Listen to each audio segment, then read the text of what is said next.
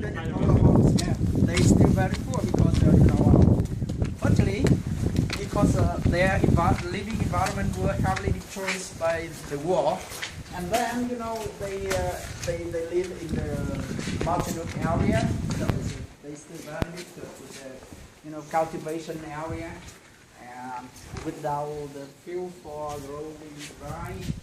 There's no fields, they have only the wood, I think. And one thing very important, that they didn't know how to make the family planning.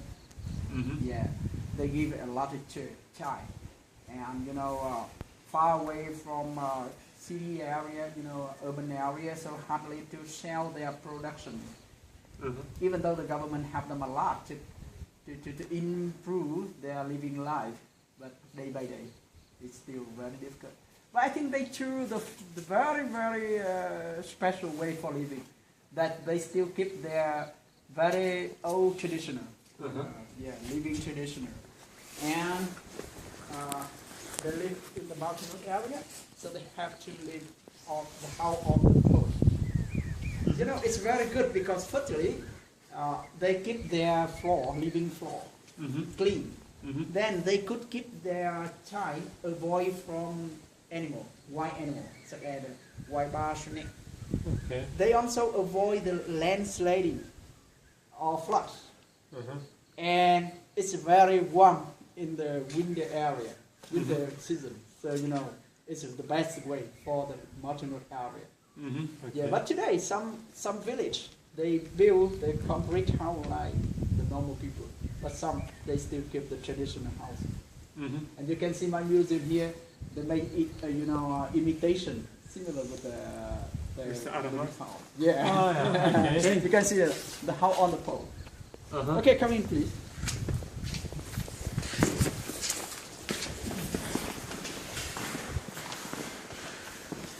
So, my friend, how do you know about here? Not so much. Yeah. But I do believe that you watch on television, you read about the history book and Discovery Channel, you will see, you will know about Vietnam. And now you see you are here, this place. The local name is Quang, and the American name that is Khe Sanh Combat Way. Because Khe Sanh is the name of the area, the name of plateau. And you see this plateau with the elevation about 600 meters above sea level, and the area about 45 square kilometers. The Khe Sanh area is very sensitive during the Vietnam War. Khe Sanh just only 20 kilometers east of Laos border. 25 kilometers south of the DMZ area, there's a 17 parallels and the border line between former North and South Vietnam. 64 to Dong Ha, the capital town of Quang province, and especially is located on Route 9, red line here, route number 9. What's the red line? It's route number 9. Route number 9, highway 90. Okay. My friend, you see route number 9 run parallel to the border between former North and South, so route 9 very important. Mr. Westmoreland, U.S. 4-star general, he know about that. So he took a helicopter to observation route number 9 several times, and of course he paid attention to Khe Sanh area. According to him, U.S. Marine troops came to route number 9, and they should build many military bases along route number 9 as possible to make the army defense blind and cut all the infiltration of the north-south border down south, especially for Ho Chi Minh Trail, the main supply line of north down south.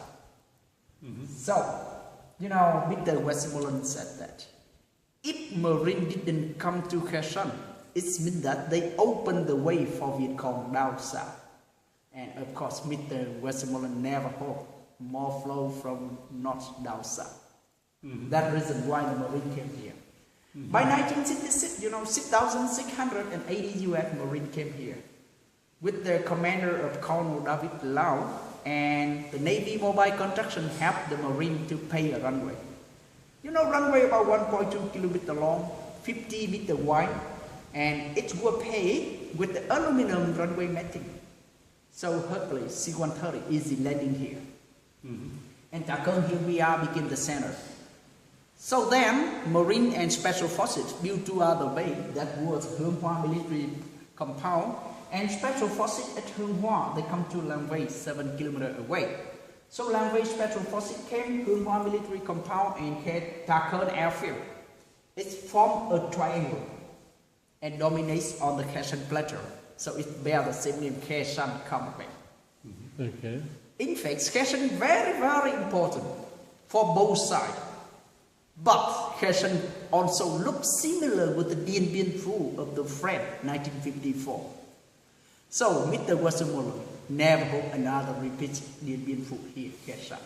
So he learned a lot about the history lesson of the Dien Bien Phu. And he knows that whenever his Marine were in Khe Sanh, they had more advantage than the French in Dien Bien Phu. And in the arrangement and deployment in Khe Sanh quite different with their friend in Dien Bien Phu. Of course, both each bear something similar. So the first lesson is occupy the key hilltop around. Mr. Westmoreland sent his Marine to deploy on all of the key hilltop around the Khe Sanh area. Second lesson, that is artillery. You know, Mr. Westmoreland put artillery at Rock Town in Camp Caron, about 14 kilometers away, for counter directly for Khe Sanh. But Dien Bien Phu friend didn't do that. In here, Marine they had gunship helicopter and helicopter. But in Dien Bien Phu, French actually had some medic helicopter.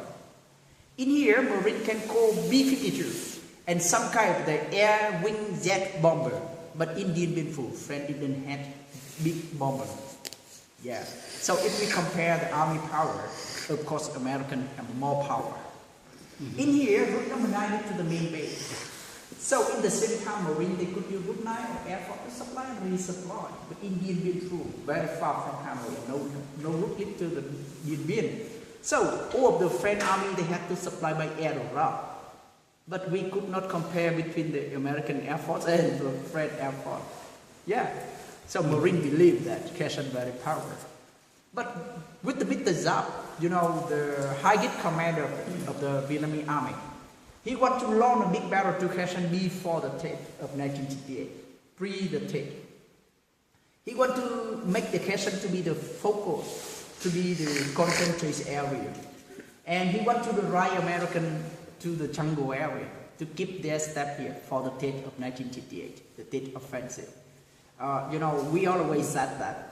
We try attraction a tiger leaving its forage. A tiger leaving? Leaving its forage. Oh, okay. Yeah. Similar like that. But hardly to make the Marine believe that Khe Sanh should be the main target. The first question is how to make the Marine believe Khe Sanh is the main target. And they came here and the reinforcement for the way here, they do everything for here. That's the first question.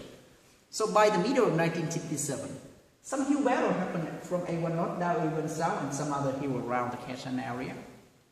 As close to the date of 1968, the movement of attraction coming up with the town. So Mr. Westmoreland believed that North Vietnamese army and Viet Cong tried to capture Khe Sanh. And they tried to turn Khe Sanh to be the hottest place of the 1968 in southern Vietnam. So he prepared everything. Firstly, he ordered to open Operation Scotland 1 and later Scotland 2. I mean that they prolonged the runway for bigger airplanes could easily landing, and the pilots, they flew around the Khe Sanh area to search for the target for bombing. So, by January 21st, 1968, just only 10 days before the date of 1968, 4 main divisions of North Vietnamese Army launched a big attention to the Khe Sanh area. Firstly, long-range artillery of the North Vietnamese Army around the Korok mountain system in Laos and some hill around the Khe Sanh. Bombardment the main base here. Firstly, North Vietnamese Army tried to cut the supply by air force. They tried to destroy the runway. And route number 9 were ambushed and cut. So all of the supply for Khe Sanh is very difficult. By the beginning 9, 1 or 2 main ammunition dump of the bay here will explode out. You can imagine that. 1,500 tons of order. It's pushing up 72 hours later. In fact, everything was cooking up and cutting down. Runway heavily pockmarked and damaged. Route number 9 were controlled and cut. Supply became the hottest place. But Khe Sanh became, the hottest player of the world that time. So intermediate came here, newspaper, cameraman, journalist, they show the world television. And it's back another war in homeland United States. That was anti-war movement protester. Unlucky that President Lyndon Johnson on the way for second term presidency. So of course he want to win the battle in Vietnam for election. So where? That is Khe Sanh. So he held a meeting and he said that I don't want to have another damn Dien Bien Phu. You have to keep the Khe Sanh by all the court. Because Khe Sanh not only a battle in Vietnam, the battle in election program. And on the television, on the newspaper, Khe Sanh became the hotline. It's occupied about 25 to 40% of all the international news, hottest news. Every day in homeland receive bad news in Khe Sanh. The Marine here, some people writing home, some very, very shocked the people in home. The mother, the wife, the boyfriend, the family related, Khe Sanh is living hell. Something like that. Home is where the naked. Some people say, being a Marine in Khe Sanh is like sitting on an electric chair and waiting for somebody to pull it off. It shocked the people in homeland. But the weather like today, you can see, very, very bad weather. Low cloudy, foggy and rain. The bay, normally half underground, half appear. So it became stucky, muddy, slippery, and very hot conditions. Yeah, it's very wet. Similar with the rat on the moon. So, the foggy is make the, stop the vision. A few meters, we can hear each other, but we cannot see each other. It's a very good chance for the North Vietnamese army get a project in. And both sides fighting hand by hand in the very close distance. But both sides suffer heavily loss. So when the summer comes, I'm in the end of April, the end of March, early April, 1968. The American army, they decide to abandon their base. But before closing this base, they use B-52 bombing. They bomb around. In OK bomb included napalm bomb and high explosive bomb.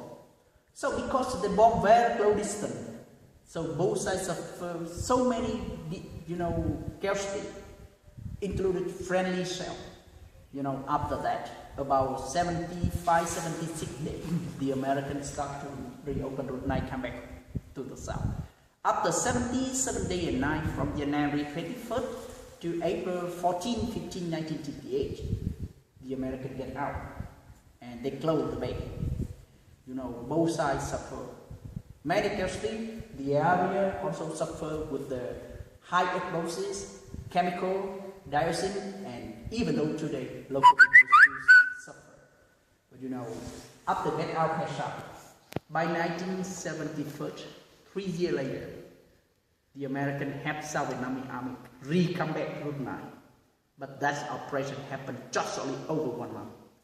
And as you know that, with our American help, with our big brother, South Vietnamese army, of course, they could not do anything. And they, of course, they unsuccessful for that operation.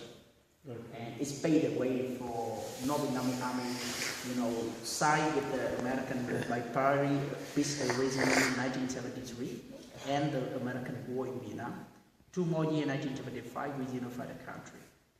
And, since then, the local people come back to their former village to, clear landmine and plant the tree. Even though it's a very hard life up to now, but, it's very, very happy that the war ends. So I think today we talk about the war. We build the war museum, just only to know the valuable peaceful life. And we do hope that all the people try to live in harmony with the other. To join hands to build the peaceful. War and weapon is not the best solution. Firstly, respect each other, then we can talk and we can solve everything. But very sorry, some place all over our world today, some place the war still happen. But in the world, all the people, they were the victim of weapon. all the people. So the people make the weapon, but how to use the weapon, that's the people decide. And we decide not to use the weapon for killing each other. Yeah, to keep the peace, but not for killing. Okay? Right. Yeah. Thank you for your coming and attention. It's great.